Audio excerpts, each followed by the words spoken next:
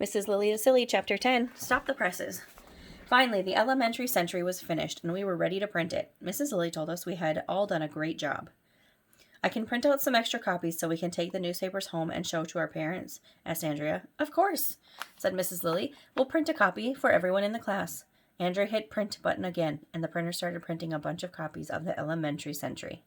But you'll never believe in 1,000,000 years who came walking in the door at that moment. Nobody, because it would hurt if you walked into a door. I thought you would know that by now, but you never believe who poked his head in the door. Nobody. Why would anyone poke their head? Why would anyone in their right mind want to poke their head into a door? That would hurt too. But you'll never believe who came walking into our classroom. It was Mr. Klutz. I just wanted to see how you kids were making out, he said. Ew, disgusting, we all shouted. We're not making out. No, I mean, how is your newspaper going? Asked Mr. Klutz.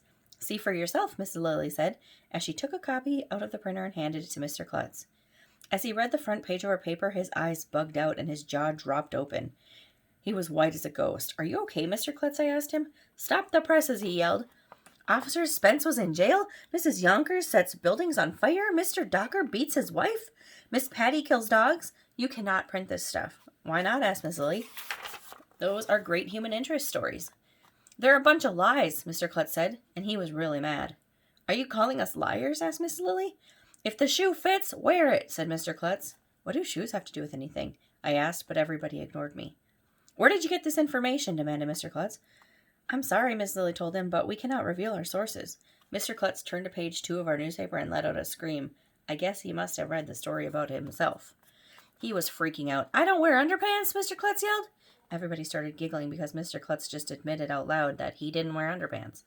How could you possibly know I don't know what I wear or don't wear under my clothes? Mr. Klutz demanded. We only print facts, said Mrs. Lilly. We had no proof that you wear underpants, so we had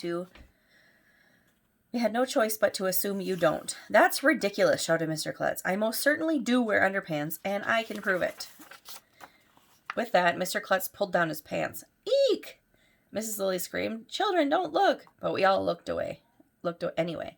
Under his pants, Mr. Klutz was wearing pink boxers with red hearts on them. It was hilarious. You should have been there. Your underpants are adorable, Mr. Klutz, said Alexa. It was a real Kodak moment. So Andrea quickly picked up Mrs. Lilly's camera and snapped a picture of Mr. Klutz with his pants down. We can use this in the next edition of the elementary century, Andrea said. There will be no next edition of the elementary century, Mr. Klutz shouted. This newspaper is... But he didn't get the chance to finish his sentence because you'll never believe in 1,000,000 years who came running into the classroom at that moment. I'm not going to tell you. Okay, I'll tell you.